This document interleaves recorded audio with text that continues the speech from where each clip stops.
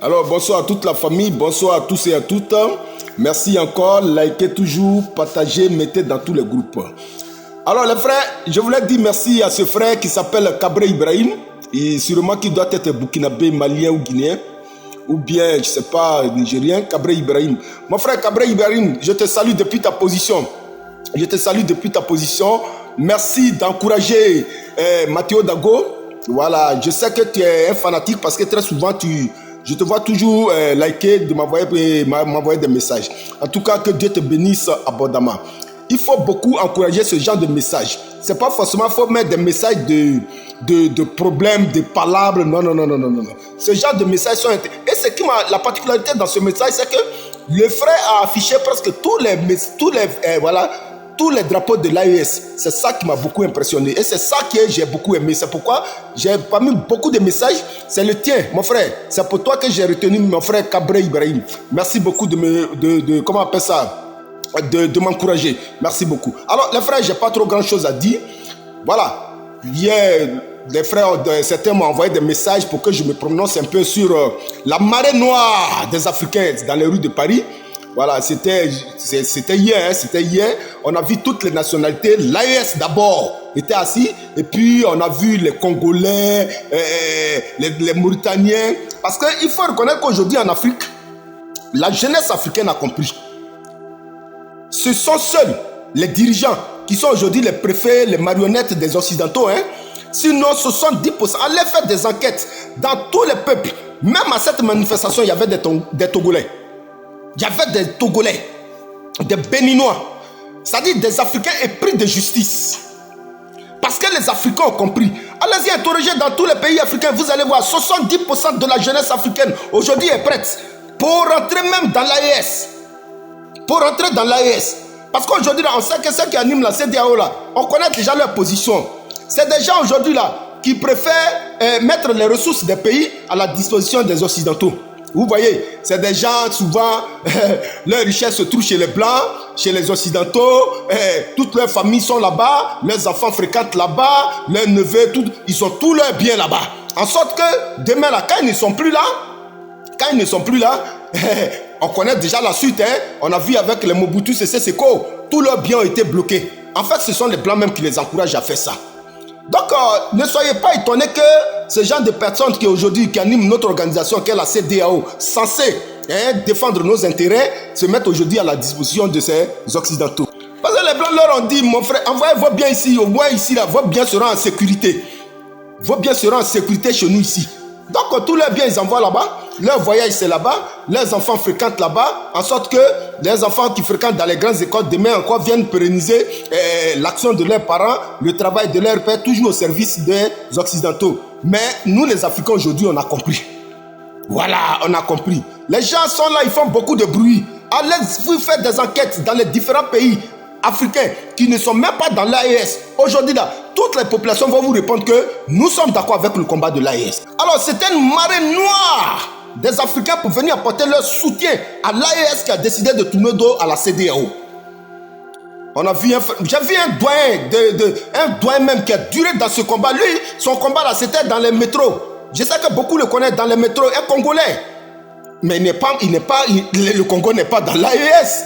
Pour vous dire que c'est les Africains dans leur entièreté qui ont soif de justice, qui ont soif de souveraineté. Donc aujourd'hui là, ceux qui animent la CEDEAO là, mon frère Kabré Ibrahim, il faut les comprendre. Voilà, tous les biens se trouvent chez les Blancs.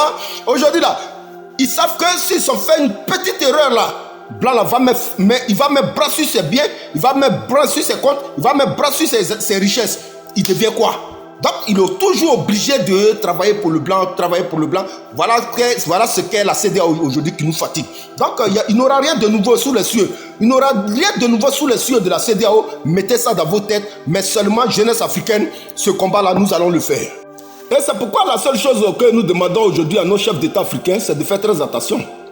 Voilà. Il faut que vous réfléchissiez un peu à la manière dont a été traité nos pères avant, qui ont gardé toute leur richesse en Afrique. Aujourd'hui, tu es président. Le peuple s'efforce à te donner la présidence de la République de ton pays là. Mon frère, ta richesse là, il faut investir chez toi au pays. Tu n'auras pas de pression. Tout est bien là. Mets ça à la disposition de ton peuple. Réalise dans ton pays. Il n'y a pas un occidental qui va venir, ou bien, je ne sais pas quoi là, un blanc qui va venir te mettre la pression. Tu vas gouverner tranquillement. Moi, j'ai fait une vidéo ici. J'ai fait une vidéo et j'ai dit que l'une des raisons fondamentales pour laquelle la Cour pénale même là était rassurée que le président de la République, le président Laurent Gbagbo et le ministre Charles Blé Goudé étaient innocents dans toute cette histoire là. L'une des grandes raisons, et je suis sûr à 99%, ils ont fouillé dans toutes les banques, dans les banques offshore. Ils ont cherché les biens du président Laurent Gbagbo à travers toute l'Europe, du ministre Charles Blé Goudé, dans toute l'Afrique. La CEDEAO a allé les aider à fouiller partout. Ils n'ont rien trouvé sur le président Laurent Gbagbo. On dit, mais lui là, il n'a rien. Et puis, c'est un gars qui n'a rien. Comment vous nous envoyez ici? Cela, en fait, le procès va faire combien d'années? Qui va payer? Parce que le président Laurent Gbagbo a été déclaré personne indigente. Ils n'ont rien trouvé. Ça faisait partie des raisons fondamentales. Parce qu'on sait ce que c'est que la Cour pénale internationale. Fouillez un peu dans l'histoire des Africains qui sont passés devant cette cour. C'est des Africains qui ont compris. C'est des Africains qui ont compris, qui ont copié, qui ont vu que hier, nos pères ont souffert de la pression de leurs biens qui étaient chez les Blancs. Tu vas mettre ta richesse chez les Blancs là. Tu auras toujours les mains liées. Tu ne seras jamais libre. Si bien que tu avais de bonnes intentions pour ton peuple, tu ne pourras pas le faire. Parce que les Blancs te tiennent. C'est ça qui est la vérité. C'est ça qui est la vérité. Et c'est pourquoi je voulais remercier à cette jeunesse africaine qui était debout dans les rues de Paris pour faire une démonstration de force. C'est ça aussi qui est la vérité. Parce que nous, là, notre combat, là, il est simple. On a aujourd'hui 3 objectifs à atteindre.